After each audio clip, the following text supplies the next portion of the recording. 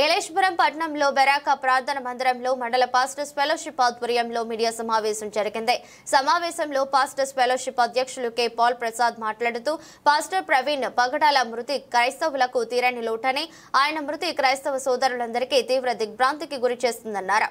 ప్రవీణ్ పగడాల మృతిపై ప్రభుత్వం పూర్తి విచారణ జరిపి నిజ నిర్ధారణ చేయాలని ప్రభుత్వాన్ని కోరుతున్నామన్నారు.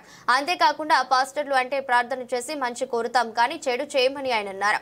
సమావేశంలో AP Prasad, Sampath, Prabhudas, Palli, Nelson, Samuel, John, Wilson, Eliza తదితర సంఘ సభ్యులు పాల్గొన్నారు.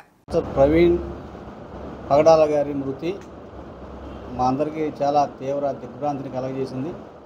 ప్రవీణ్ గారు చనిపోయారన్న వార్త ఏలేశ్వరం మండల పాస్టర్స్ ఫెలోషిప్ అందరూ కూడా చాలా బాధాకరమైన విషయంగా మేము బాధపడ్డాం.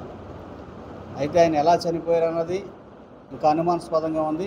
ఒకవేళ నిజంగా అది హత్య అయితే సర్వ సమాజం కూడా సిగ్గుతో తలదించుకోవాల్సిన పరిస్థితి.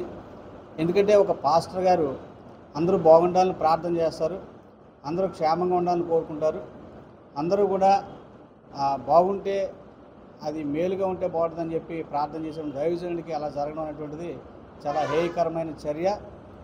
ఈ మధ్యకాలంలో చాలామంది సోషల్ మీడియాలో కూడా చాలా భయంకరమైనటువంటి పోస్టులు పెడుతున్నారు. సోషల్ మీడియాని ఉపయోగించుకుని మరి చర్చిల మీద దాడి చేస్తాం, క్రైస్తవులను చంపేస్తాం, పాస్టర్లను చంపేస్తాం అని చెప్పేసి భయంకరంగా మరి పబ్లిక్గా బాహాటంగానే వాళ్ళు ప్రకటనలు చేస్తున్నారు. అలాంటి వారందరినీ కూడా గుర్తించి ఖచ్చితంగా ప్రభుత్వం వాళ్ళ మీద తగిన చర్యలు తీసుకోవాలని, వారికి శిక్ష వేయాలని కూడా మేము కోరుకుంటున్నామండి. ఎందుకంటే ఇది ఇలా కొనసాగితే ఇక రానున్న దినాల్లో మనుషుల్లో మానవత్వం కానీ మంచితనం కానీ ఎక్కడ కనబడదు.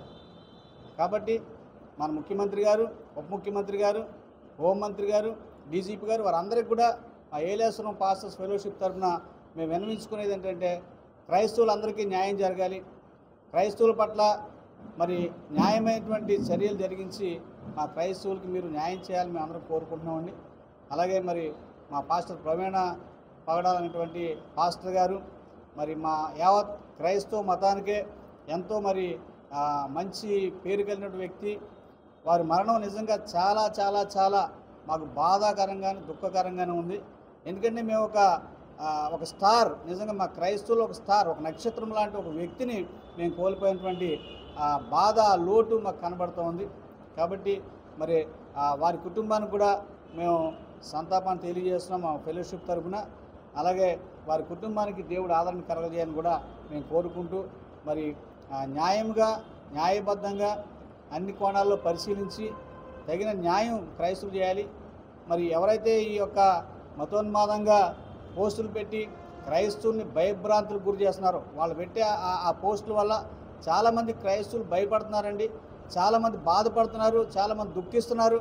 అలాంటి వారిని మరి ఎందుకు ఇంకా ఉపేక్షిస్తున్నారో తెలియదు. కానీ మరి అధికారులు, పోలీస్ డిపార్ట్మెంట్ వారు కూడా అలాగా పోస్టులు పెట్టి మతాలను రెచ్చగొట్టి గొడవలు చేసి మనుషుల్ని ప్రాణాలు పోయేంత పరిస్థితి తీసుకొచ్చేటువంటి అలాంటి మతోన్మాదుల పట్ల కూడా ఖచ్చితంగా చర్యలు తీసుకోవాలి.